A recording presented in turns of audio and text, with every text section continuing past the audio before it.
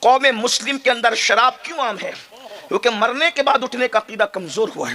اگر مرنے کے بعد اٹھنے کا عقیدہ مضبوط ہوگا تو انہیں پتا ہوگا کہ شرابی جب اپنی قبر سے اٹھے گا یا تو سور کی شکل لے کر اٹھے گا یا تو بندر کی شکل لے کر اٹھے گا۔ جب اس کو یہ یقین ہو جائے گا کہ میں اگر نشہ کروں گا تو سور اور بندر کی شکل لے کر کے اٹھوں گا۔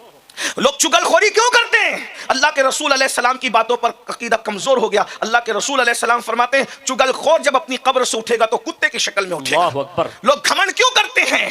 لوگ گھمنڈ اس لیے کرتے ہیں کہ ان کو حضور کی بات پر وہ یقین نہیں ہونا چاہیے، بلکہ لوگوں کو پتہ بھی نہیں ہوگا۔ حدیث پاک میں آیا ہے کہ جو لوگ گھمنڈ کرتے ہیں قیامت کے دن وہ درندوں کی شکل میں اٹھیں گے، درندے جیسے ہوتے ہیں درندوں کی شکل میں اٹھیں گے۔ اللہ اکبر۔ جو دھوکہ دیتے ہیں وہ لومڑی کی شکل میں اٹھیں گے۔ اسی طریقے سے جو زنا کرتے ہیں وہ سور کی شکل میں اٹھیں گے، خنزیر کی شکل میں اٹھیں گے۔ یہ باتیں پتہ ہو جائے تو کون کیا کرے گا؟ لوگ صحابہ کیوں ڈرتے تھے، اولیاء کیوں لرزتے تھے؟ ان کو مرنے کے بعد اٹھنے پر یقین تھا، اور کیسا یقین تھا؟ اپنی ماں کا بیٹا ہونے پر جتنا یقین تھا اس سے زیادہ ان کو اللہ رسول کی باتوں پر یقین تھا۔ مرنے کے بعد اٹھائے جاؤ گے۔ ابو جہل ایک مرتبہ قبرستان کی ہڈی اٹھا کر کے لایا اور کہتا ہے محمد کہتے ہیں کہ اس میں جان پیدا ہوگی، بولو اس کو اللہ زندہ کر سکتا ہے؟ اس طریقے سے لوگوں کو کہتا تھا۔ لیکن قرآن کی 70% آیتیں، 6000 سے زائد آیتوں میں سے 70% آیتیں کو آخرت پر بحث کرتی ہے اور مردے زندے ہونے کی بات کرتی ہے۔ بلکہ ہم لوگ جب کسی مردے کو مٹی دیتے ہیں اس وقت بھی زندہ ہونے کا تذکرہ ہم دعا کے طور پر آیتیں پڑھتے ہیں، منہا خلقناکم، اسی مٹی سے تمہیں پیدا کیا گیا، وفیہا نعیدکم، اسی میں ملا دیا جائے گا، ومنہا نخرجکم تارۃ اخری، پھر اسی مٹی سے تمہیں اٹھایا جائے گا۔